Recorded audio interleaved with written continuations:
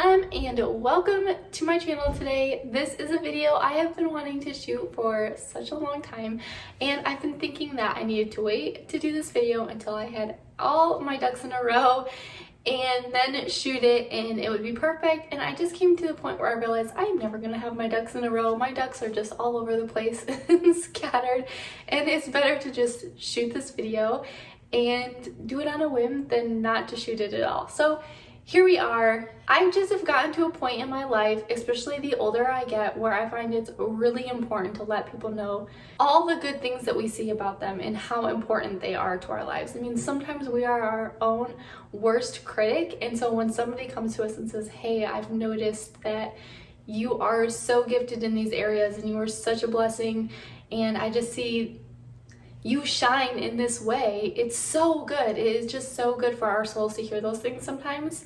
And so I try and be so aware of that in the people in my life. I'll send them texts if they're on my mind.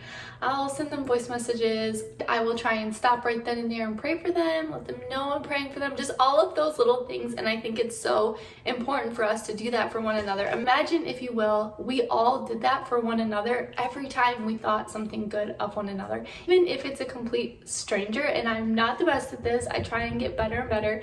But if you see a stranger and you're walking past them and you think like, wow, she's just so beautiful, or man, I really like their shirt, just whatever it is, I really think that we should take those moments and let those people know.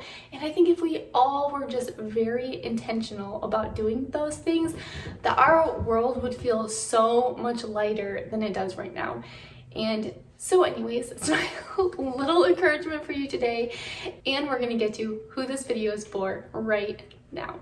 Even in the darkest night, you shine so bright.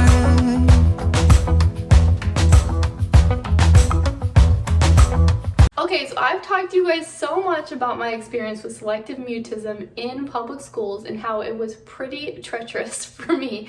It was not good. I had a lot of even bad teachers, but in spite of all the bad, there's always those people who shine and who did so much good and were just loving and helpful. And I want to take a moment to recognize one of those people in this video. When I was in, like, I don't even know what grade I was in, you guys, but it was so long ago, like elementary school.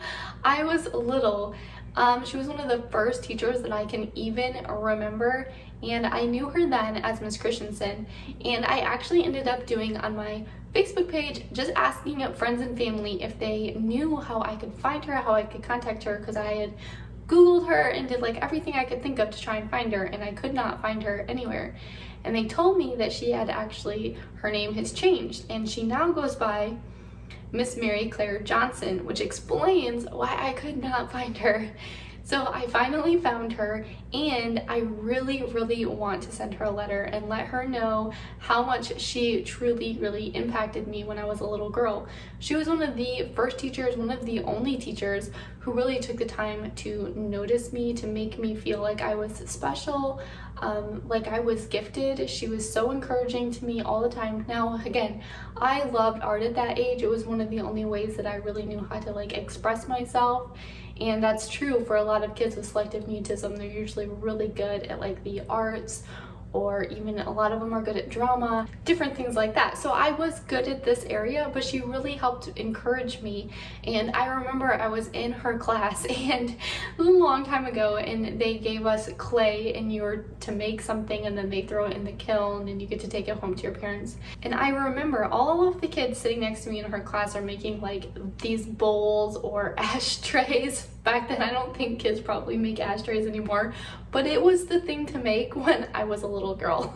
And I'm sitting there, the only one, and I'm making an elephant. And I just remember how much that stood out to me, and how she was a little bit worried it was gonna fall apart in the kiln, but she was so encouraging to me still. And what I would love for her to know is that her small ways of letting me know that I wasn't invisible. It was really easy for people back then to kind of just ignore me, because they probably thought I wanted to be ignored because I was quiet. But even when you have selective mutism, you do not want to be ignored. You want to be seen, you want to be appreciated. you don't want to be the center of attention, but that's different than not feeling invisible. And so she was really good at just letting me know, like, coming by at my desk and saying encouraging things to me and being uplifting and just helping me as a young child feel seen and loved and special and cared for. And it really made a difference for me. It really helped amplify my love for art and really helped thrust me into crafts and just all the things. Once I got higher up into high school, I would choose every single art class I could take, and I would take those through high school, and a lot of that was because of her influence in my life. And so I wanted to send her a letter. I want to try and hopefully make it artistic and beautiful so that she can fully appreciate it, and just let her know that she was a great teacher and how special she was. And I want to encourage you guys, if you have a teacher who impacted your life, let me know down in the comments, and I hope that you take the time to send them a letter. It doesn't have to be artistic and beautiful and special, but just a little note from you to them to let them know the impact that they made on you. And it might just be exactly what they need to hear in the moment that they need to hear it. So with that, let's get writing. Okay, so to start off my letter, I really wanted some kind of fun artistic paper, and I thought about just using regular computer paper and tea staining it. And I'm going to include down in the description a link from the Vintage Porch of how she tea stained paper, because it's very cool, and I think it would be really cool to use that kind of paper if you're gonna write a letter to somebody. The only thing I was worried about is I know when you do that method, your paper gets really stiff and crinkly, and I was worried if I wrote on it a lot, if the paper would just kind of fall apart. So I ended up going to Hobby Lobby. I ended up getting this white paper that just has the edges look like it's been ripped or torn, but it's just fun. I thought I could easily, if I wanted to sketch a little something on here, I could write on this nicely. And so this is the paper I chose. I did choose 2 of these because, you know, I might mess up, and they were $1.99. They're from the Paper Studio, but I bought them at Hobby Lobby. So we're gonna go ahead and use those to write our letter. To begin, I used my iPad to write my rough draft. That way I could make sure it was organized the way I liked and got all the errors out of the way before I wrote my final copy with marker. Then I used my extra piece of paper, as you can see here, as a guide to ensure my lines were straight as I wrote. The last thing I added to my letter was this elephant. I knew I wanted to add in a quick little sketch since this was for my art teacher. I think it would also be fun to add a yearbook photo of the age you were when you had your teacher. I didn't have that, so I couldn't include with mine, but so many possibilities here. You could really get creative with this part and make it even look like a scrapbook.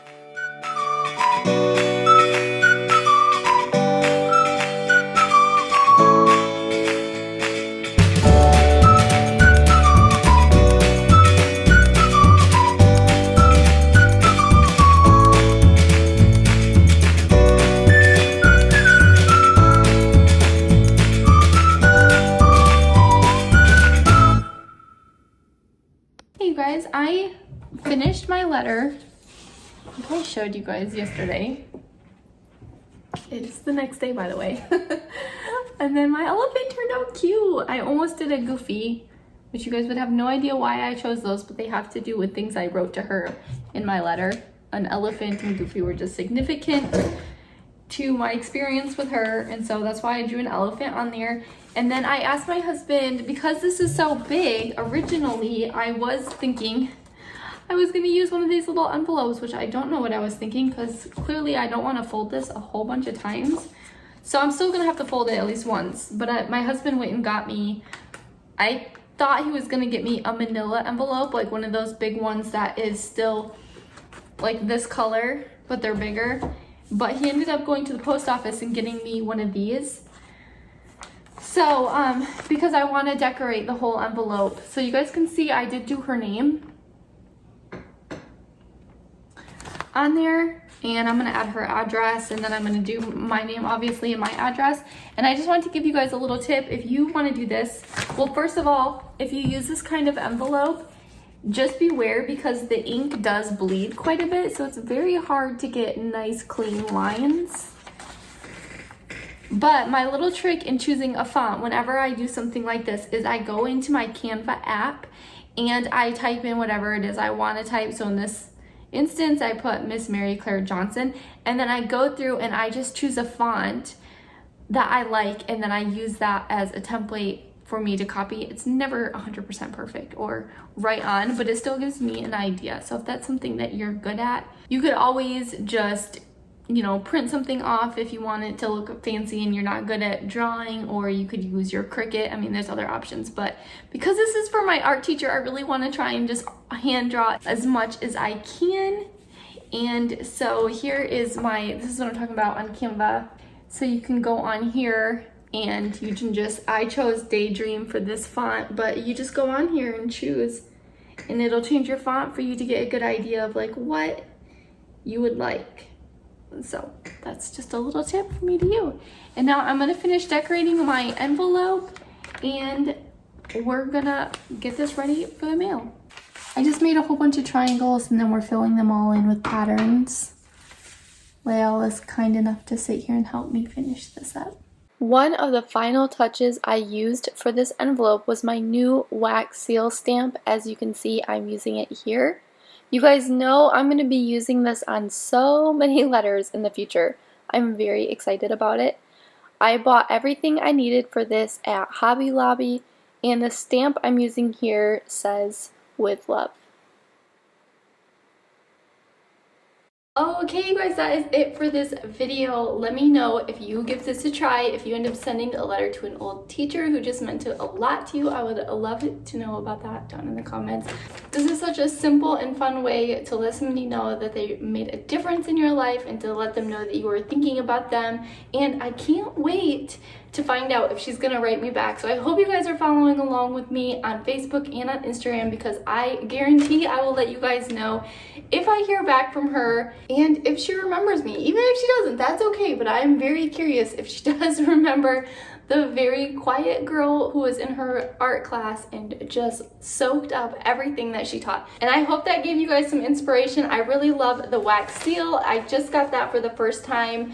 Never done that before. And I think it's just a cute way to add a little touch to any of your letters. I know I'm going to use that a whole bunch more. All right, you guys, that's all for this video. Make sure that you stand aglow wherever you go. Bye, guys.